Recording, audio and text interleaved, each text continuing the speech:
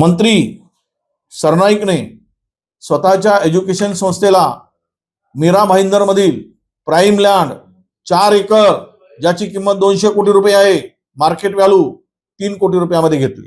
मंत्र्यांना स्वतःच्या संस्थेच्या नावाने अशी जागा चॅरिटेबल संस्थेच्या नावाने घेता येतं का? आणि हे जर होऊ शकतं तर महाराष्ट्र लुटून खा, आम्ही डोळे बंद करून बसतो.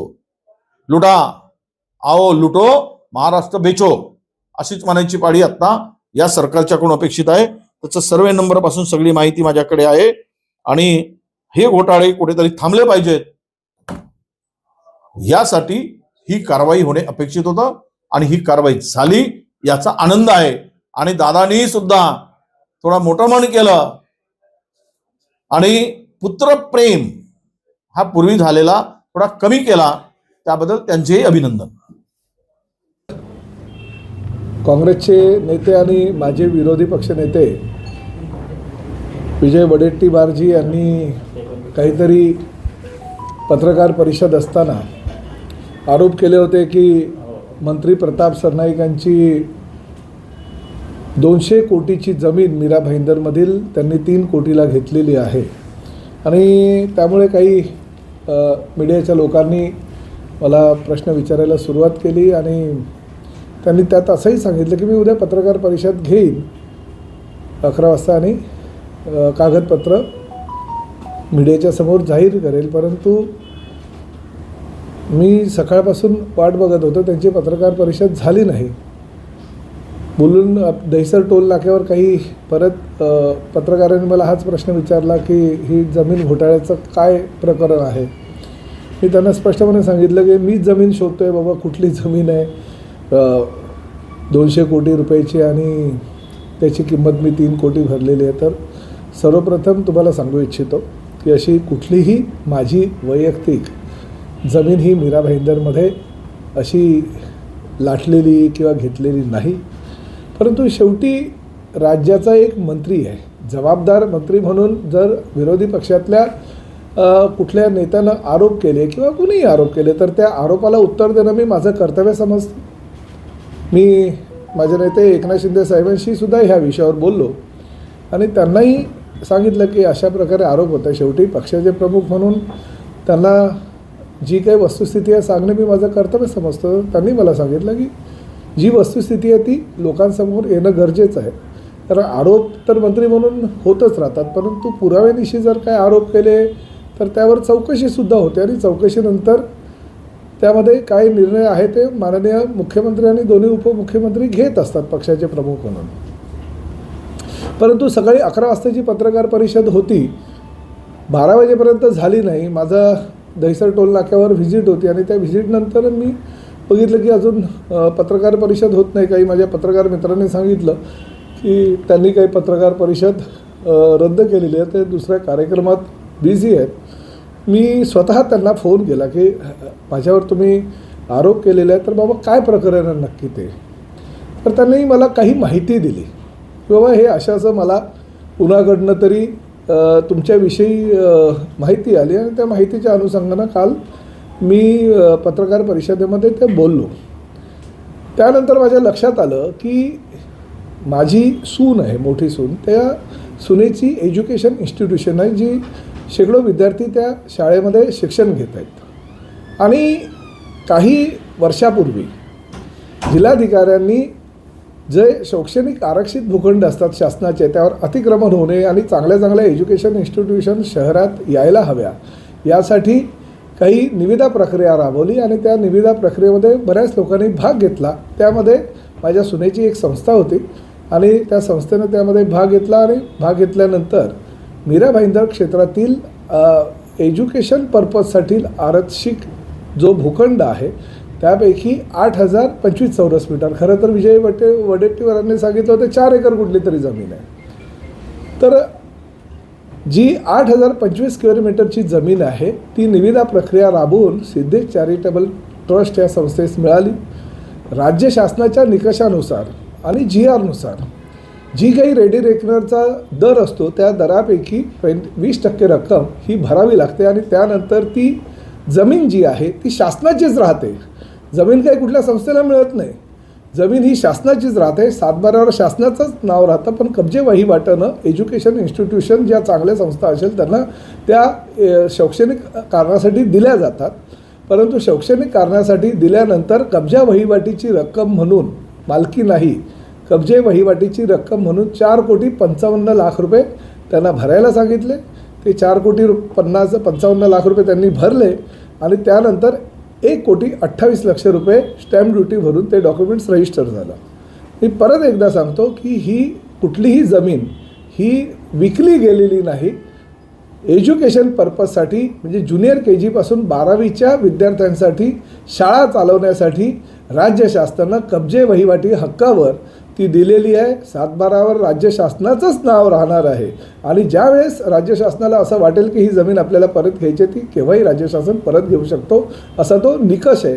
आणि त्यानुसार त्या संस्थेला सगळ्या ज्या प्रक्रिया असतात त्या प्रक्रिया पूर्ण करून मिळालेली आहे. आता अशा प्रकारे काही माहिती नसताना जर कुणी नेते असे आरोप करत असतील तर ते अतिशय चुकीचं आहे. मी त्यांना खरं तर काल मला कळल्यानंतर मी माझ्या नावाचा वगैरे त्या ठिकाणी विचार झाला किंवा माझा मी 200 कोटीचा भूखंड 3 कोटीत घेतला अशी माहिती दिल्यानंतर मी खरं तर त्यांना एक म्हणजे शोकस नोटीस काढणार होतो. मी पत्रही तयार केलं होतं की बाबा जर तुम्ही अशी वस्तुस्थिती काय असेल ती जाहीर करा, नाहीतर मी तुम्हाला अब्रूदखसरीचा तुमच्यावर दावा दाखल करेल. पण त्यांच्याबरोबर बोलल्यानंतर माझ्या असं लक्षात आलं की त्यांना कुणीतरी चुकीची माहिती दिली होती आणि ती चुकीची माहिती होती, त्यामुळे त्यांनी कदाचित ती पत्रकार परिषद रद्द केली असेल. परंतु अशा पद्धतीनं एखाद्या मंत्र्यावर आरोप करत असताना म्हणजे मोठ्या नेत्यांनी आरोप करत असताना वस्तुस्थिती पाहिली पाहिजे.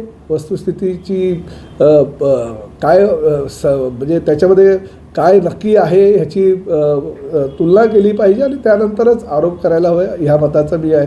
खरं तर बघा, ही तर निदान फक्त कब्जे वहिवाटीवर एज्युकेशन इन्स्टिट्यूशनसाठी सगळ्या निविदा प्रक्रिया वगैरे करून ही जमीन दिलेली आहे. परंतु काँग्रेसच्या काळामध्ये जर तुम्ही बघितलं तर पूर्ण नवी मुंबई हे मोठमोठ्या संस्थांनी 1 रुपया नाममात्रानं घेतलेले आहेत.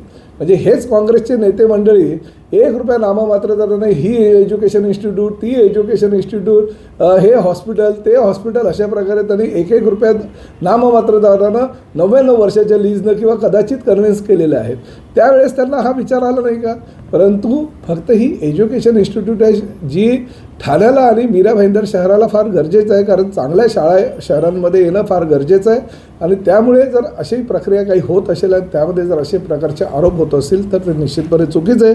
मी विजय वडेट्टीवारांना जी माहिती दिली त्यानंतर त्यांचंही समाधान झालं म्हणून कदाचित त्यांनी पत्रकार परिषद आजची रद्द केली होती. परंतु मला असं वाटलं की राज्याचा जबाबदार मंत्री म्हणून मी ही माहिती तुम्हाला सगळ्या मीडियाला देणं गरजेचं आहे, जेणेकरून जनतेच्या मनामध्ये जो काही संभ्रम असेल तो संभ्रम दूर होईल.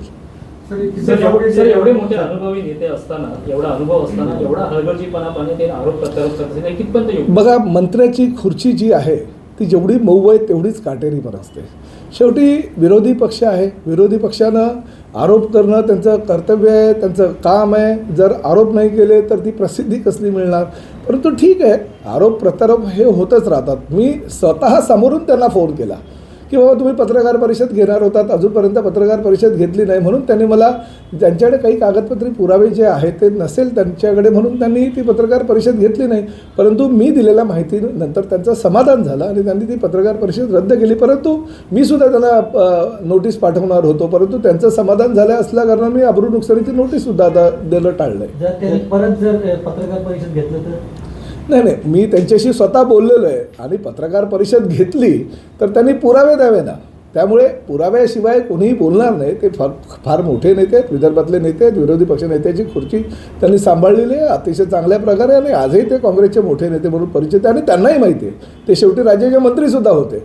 त्यांच्याच काळामध्ये किंवा काँग्रेसच्याच कार्यकाळामध्ये मुंबई असू द्या किंवा नवी मुंबई असू द्या, फक्त नाममात्र 1 रुपया दरानं कुठलाही शासकीय ना दस्तऐवज करता ना शासनाला पैसे भरता लाखो रुपये, करोडो रुपये किमतीच्या जमिनी ह्या काँग्रेसच्या आताही एज्युकेशन इन्स्टिट्यूशन आहे. मी कुणाचं नाव घेऊ मला सांगा ना.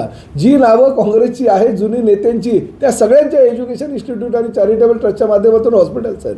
आम्ही ते बाहेर काढलं तर चालेल का महायुती सरकारचे मंत्री म्हणून? पण आम्ही तसं करणार नाही, कारण शिक्षणाची ही गरज आहे.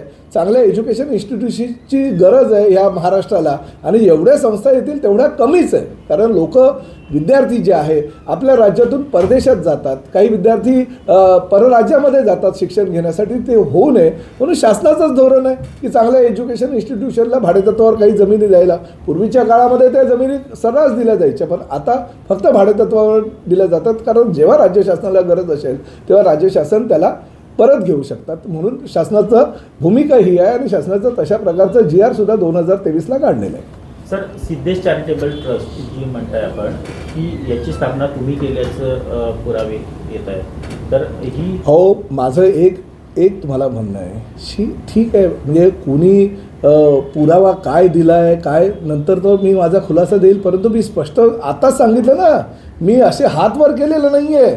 माझ्या सुनेचं आहे, हे कुटुंब आहे. माझ्या सुनेचं एज्युकेशन इन्स्टिट्यूशन ती चालवत असेल तर काय चुकीचं आहे का?